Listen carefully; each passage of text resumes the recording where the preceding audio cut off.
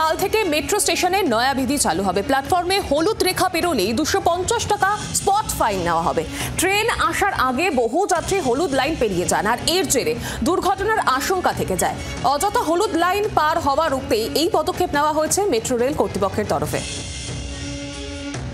কাল থেকেই নয়া বিধি চালু হচ্ছে। এবার প্ল্যাটফর্মে হলুদ রেখা পেরোলেই 250 টাকা করে স্পট ফাইন নেওয়া হবে। বিস্তারিত জানবো, টেলিফোন লাইনে রয়েছে প্রতিনিধি অয়ন ঘোষাল। অয়ন, আর কি জানা যাচ্ছে মেট্রো রেলের তরফে? দেখো, ব্লু লাইন মেট্রো যেটা কলকাতার একদম পুরনো মেট্রো, সেখানে প্ল্যাটফর্মের মধ্যে কোনো ব্যারিয়ার নেই।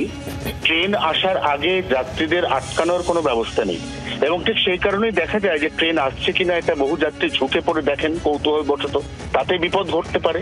এবং তার থেকেও যেটা গুরুত্বপূর্ণ বিষয়, ট্রেন প্ল্যাটফর্মে ঢোকার ঠিক আগে ওই হলুদ রঙের লাইন ক্রস করে লাইনের মধ্যে ঝাঁপ মেরে আত্মঘাতী হওয়ার একটা প্রবণতা গত 3 থেকে 4 বছরে মেট্রোয় লক্ষণীয়ভাবে বেড়েছে।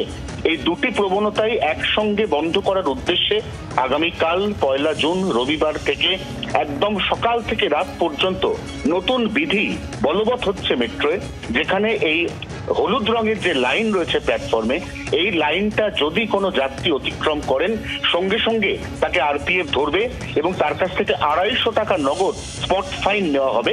এবং এইভাবে ক্রমাগত ফাইনের চাপ বাড়ালে মানুষের মধ্যে এই প্রবণতা বন্ধ হবে, এমনটাই আশা মেট্রো কর্তৃপক্ষের। সৌমি, ধন্যবাদ অয়ন। আমাদের সঙ্গে ছিলেন প্রতিনিধি অয়ন ঘোষাল।